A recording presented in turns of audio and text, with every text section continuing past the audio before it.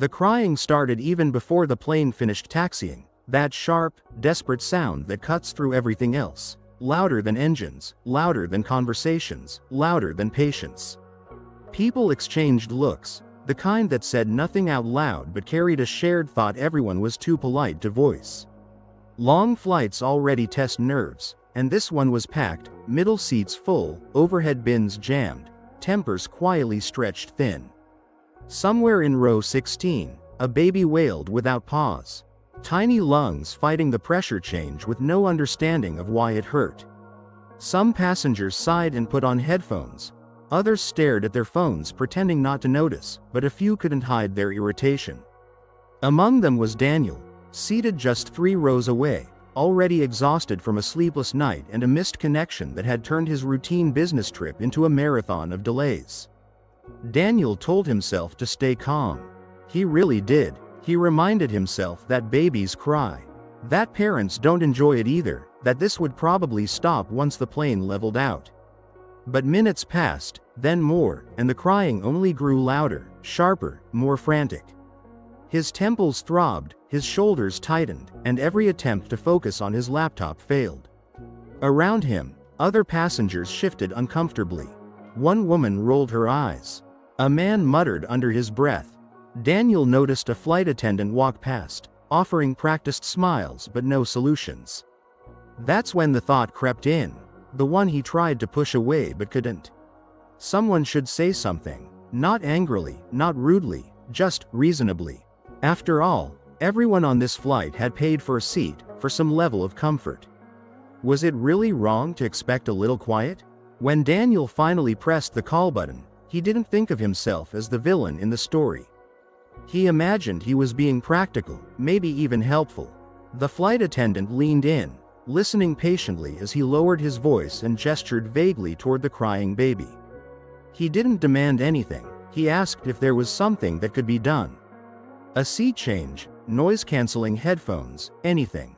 The attendant nodded politely, but her expression tightened just slightly, the way it does when someone is asked an impossible question. She explained calmly that the parents were already doing their best, that babies experience pain during takeoff, and that there was no rule against crying. Daniel nodded too, but frustration bubbled beneath the surface. As the attendant walked away, he felt eyes on him, not accusing yet, but aware. The kind of awareness that makes you suddenly conscious of every movement you make. Behind the crying, unseen by most of the cabin, sat the baby's mother, her face pale with exhaustion, dark circles under her eyes telling a story no one around her knew. She bounced the child gently, whispering apologies to no one in particular, her hands trembling as much from nerves as from fatigue. This wasn't just any flight for her. It was her first time traveling alone with her baby, and she was already overwhelmed before boarding. Each cry felt like a personal failure, each sideways glance a silent accusation. When the flight attendant returned to quietly reassure her, the mother's throat tightened. She nodded, forcing a small smile, but shame burned in her chest. She knew people were annoyed. She felt it, and now, she knew someone had complained. What Daniel didn't realize, what no one else on the plane realized, was how quickly situations like this could change. A single complaint, even a polite one, can shift the mood of an entire cabin. Passengers who had been silently annoyed now had a focal point. Some agreed with him but wouldn't say it. Others disagreed but watched closely. The crying continued, the tension thickened, and the unspoken divide grew clearer with every minute. It wasn't just about a baby anymore. It was about empathy versus entitlement, patience versus exhaustion, and who deserved understanding more. And as the plane climbed higher into the sky, locked together for hours with no escape, everyone on board was about to learn that small moments, ones that feel ordinary, can spiral into something no one ever expects. About 20 minutes into the flight, the crying finally dipped, only to return even louder, more desperate than before.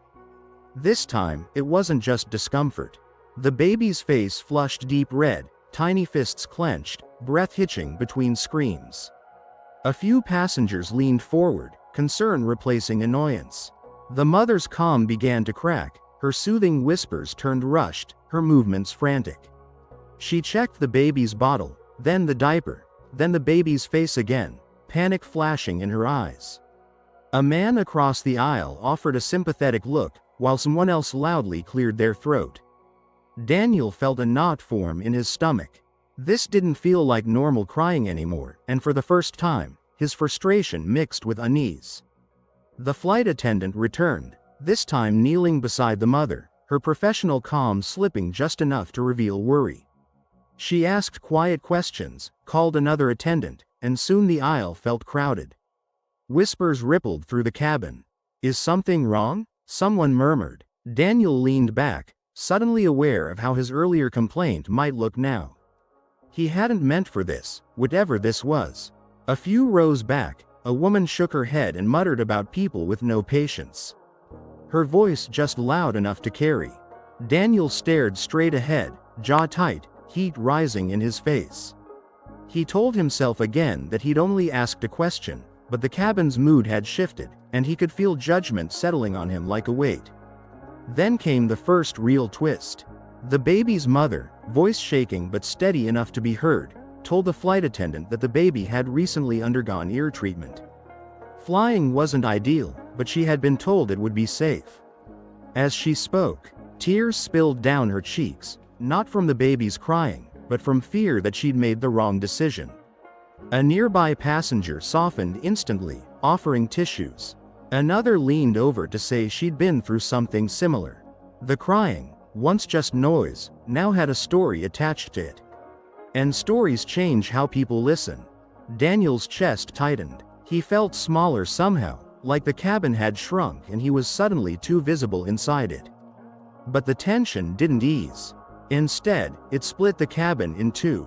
Some passengers became fiercely protective of the mother, glaring at anyone who sighed or shifted impatiently. Others crossed their arms, visibly annoyed, whispering about long flights and responsibilities. One man muttered that parents should plan better, while a woman snapped back that empathy cost nothing. The plane, suspended thousands of feet in the air, had turned into a quiet battleground of values. Daniel caught a few sideways looks and wondered if they knew it was him who had complained. He replayed the moment in his head, questioning every word he'd said. For the first time, he wished he had just stayed silent. Just when it seemed like things might settle, the captain's voice came over the intercom, announcing unexpected turbulence ahead. Seatbelt signs flashed on, and the attendants hurried to secure the cabin. The timing couldn't have been worse. The baby cried harder, the mother clutched her child tighter, and anxiety surged through the rows. Turbulence has a way of stripping people down to their rawest emotions. Fear, irritation, helplessness, they all rose at once.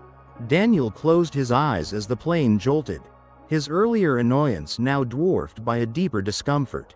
Somewhere between the shaking cabin and the piercing cries, he began to realize that this flight wasn't just testing patience, it was revealing something uncomfortable about everyone on board, including himself.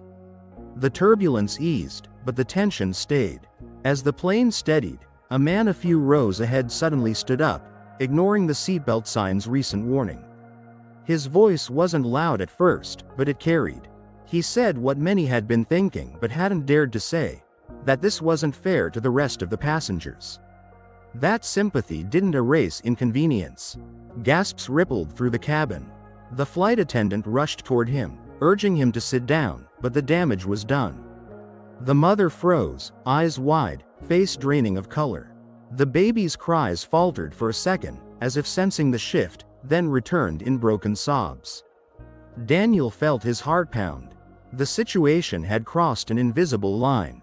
What no one expected was Daniel to speak next. Before he could overthink it, he raised his hand slightly and addressed the standing man. His voice calm but firm. He said everyone was tired, everyone was uncomfortable, but public shaming wasn't helping anyone. The cabin went quiet, stunned more by who was speaking than by what was said. A few passengers nodded, others looked skeptical. Daniel surprised himself as much as anyone else. Moments earlier, he'd been the one quietly complaining. Now, he found himself defending the very person he'd resented. The standing man scoffed, muttering under his breath before dropping back into his seat. The flight attendant shot Daniel a grateful look as she continued down the aisle. But redemption, if that's what this was, didn't come easily. A woman across the aisle leaned toward Daniel and whispered sharply that if he cared so much, maybe he should give up his seat. The comment stung more than he expected. Around them, opinions shifted again, some seeing him as a decent human, others as a hypocrite trying to save face. The mother avoided eye contact with everyone now, her shoulders hunched, rocking the baby with mechanical precision. The baby's cries softened into exhausted whimpers, the kind that hurt more to hear because they sounded like surrender. Daniel felt the urge to apologize, but he didn't know how to do it without making things worse. Then another twist emerged, quieter but heavier. The mother finally spoke again, this time not to the attendants but to the passengers around her. Her voice trembled as she explained she was traveling to attend her husband's memorial service. The baby had never met his father. A stunned silence fell over the nearby rows. Even those who had been openly irritated looked away, shame creeping into their expressions. Grief has a way of reframing everything. Suddenly, the crying wasn't just noise, it was loss, exhaustion, and love tangled together. Daniel felt his throat tighten. He thought about how easily he'd reduced this moment to an inconvenience, never imagining the weight behind it. As if on cue, the baby finally fell asleep, worn out from crying, small chest rising and falling in fragile rhythm.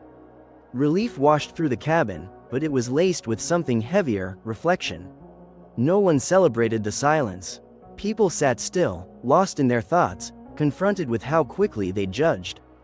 Daniel stared out the window, clouds stretching endlessly below, feeling a strange mix of guilt and gratitude. The flight continued, quieter now, but something fundamental had shifted. The real turbulence, he realized, hadn't come from the sky.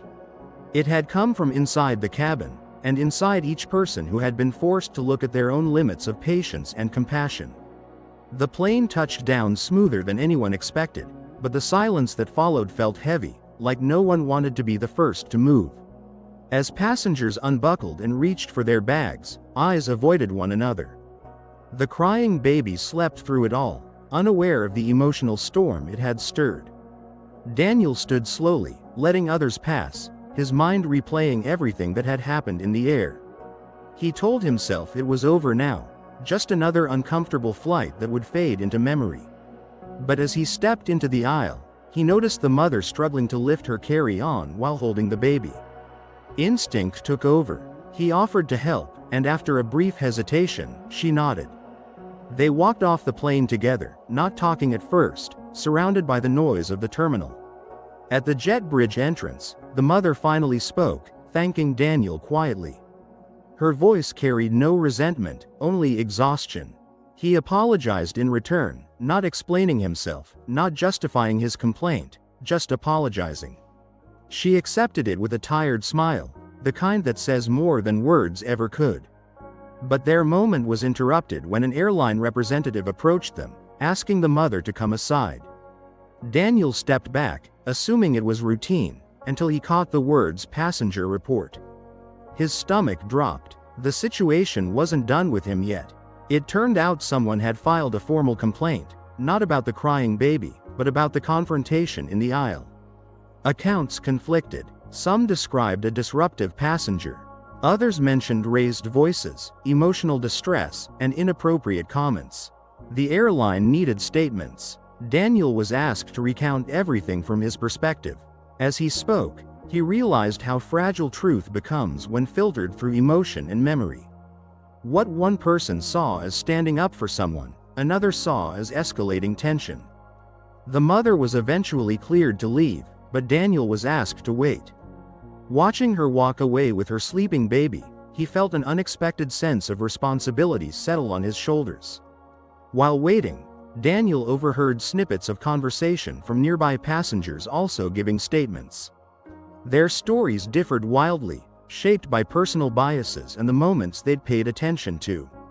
One person mentioned his earlier complaint, framing it as the start of the problem. Another defended him, saying he'd calmed things down. Daniel sat there, realizing how easily a single moment can define someone in the eyes of strangers. He wondered how often he'd done the same, judged quickly, based on fragments. The irony wasn't lost on him. This entire situation had begun with discomfort, but it was ending with reflection. After nearly an hour, Daniel was finally cleared to go. No warnings, no consequences, just a reminder about courtesy and shared spaces. As he stepped into the terminal, the weight he'd been carrying slowly lifted. He didn't feel victorious or relieved, just change. He'd boarded the plane thinking comfort was something owed to him. He walked off understanding that shared spaces demand compromise, empathy, and patience. Things that aren't always convenient, but always necessary. Somewhere ahead, the mother and her baby disappeared into the crowd, carrying their own story forward. And Daniel, rolling his suitcase behind him, knew this flight would stay with him far longer than the miles he'd traveled. In the days that followed, Daniel found himself replaying the flight in quiet moments, during meetings, while waiting in line, even late at night when the world finally slowed down. It wasn't the crying that stayed with him, but the way everyone, including himself, had reacted to it. He caught himself noticing small things more: a tired cashier, a frustrated parent, a stranger snapping over something minor. Each time, the memory of that cabin returned, reminding him how quickly annoyance can turn into judgment. He began to wonder how many times he'd been on the other side of someone else's bad day without ever realizing it. One evening, scrolling absent-mindedly through his phone, Daniel came across a viral post shared by a friend. It was a discussion thread about flight etiquette, babies on planes, and passenger patience. The comments were divided, heated, and painfully familiar. As he read through them, he realized how easy it is to argue in absolutes when you're removed from the moment. Online, everyone was confident, moral, certain. But inside that plane, certainty had dissolved quickly. Context mattered, emotion mattered. He typed out a response, then erased it. Some lessons, he realized, don't need an audience to be real. At work, Daniel noticed a subtle shift in himself. When a colleague snapped over a missed deadline, he didn't bristle the way he normally would. Instead, he asked if everything was okay. The conversation that followed surprised them both. Stress, personal loss, and exhaustion poured out, things that had nothing to do with the deadline. It felt uncomfortably similar to the flight, like life had quietly offered him a second chance to respond differently. This time, he did, and the difference it made lingered far longer than the inconvenience ever could have. Meanwhile, somewhere else in the city, the mother settled into a small hotel room, placing her sleeping baby gently into a crib. The silence felt strange after the chaos of travel. She thought about the flight too, not with anger, but with a weary acceptance of how exposed grief can make a person feel. She remembered the faces that showed kindness and the ones that didn't. Understanding now that neither defined her worth as a parent, she kissed her baby's forehead, whispering a promise to keep going, to keep choosing patience even when the world made it hard. Life moved on, as it always does, but something invisible had shifted for everyone involved. A crying baby had done what no announcement or rule ever could. It had forced strangers to confront their own limits and assumptions. For Daniel, the flight became a quiet marker in his life, a reminder that compassion isn't about grand gestures, but about restraint in uncomfortable moments. And for anyone who has ever been trapped in a shared space, tested by noise, delay, or exhaustion, the lesson remained the same. You never really know what someone else is carrying until you listen beyond the sound. A week later, Daniel received an unexpected email from the airline. At first, he assumed it was a generic follow-up survey, the kind everyone ignores.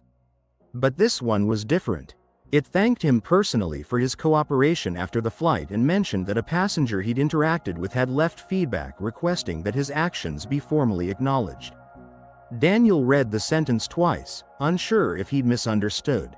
He hadn't done anything extraordinary. He hadn't raised his voice, solved a problem, or saved the day. He'd simply spoken up once, then listened. The idea that this moment had lingered with someone else unsettled him more than any complaint ever could. Curiosity got the better of him, and he replied, asking, carefully, respectfully, what the feedback had said. The response came the next day. The mother had written that during one of the hardest days of her life, surrounded by strangers and grief, one person choosing to de-escalate instead of judge had mattered more than she could explain. She didn't mention his earlier complaint. She didn't describe him as a hero. She simply wrote that his calm presence reminded her that not everyone sees discomfort before humanity. Daniel sat back in his chair, stunned. The twist wasn't that he'd been noticed, it was that forgiveness had arrived without being asked for. Attached to the email was something else. A short note explaining that the airline had quietly upgraded the mother and her baby on their return flight, not as compensation, but as kindness. Daniel realized then that the real impact of that day had nothing to do with rules or etiquette. It was about how small decisions ripple outward in ways we never see. He thought about how easily the story could have ended differently, with resentment, reports, or lingering bitterness. Instead, it had bent toward grace. Not because anyone was perfect, but because someone chose to pause. Months later, on another flight, Daniel found himself seated near a crying baby again. The sound still grated on his nerves. He was human, after all, but his reaction was different. He put on his headphones, took a breath, and glanced over to see a tired parent doing their best. No complaint formed in his mind this time. Instead, he felt a quiet patience he hadn't known before, like a muscle strengthened through use. The crying faded eventually, as it always does, but the moment stayed, gentle, ordinary, and deeply human. In the end, the flight wasn't remembered for the noise, the turbulence, or even the confrontation. It was remembered for what it revealed, that empathy isn't instinctive, but it is learnable. That shared spaces test more than comfort, they test character. And that sometimes, the most powerful twist in any story isn't a dramatic act, but a simple choice made when no one expects it. Somewhere between takeoff and landing, strangers had crossed paths, changed slightly, and moved on. And that, quietly, was enough.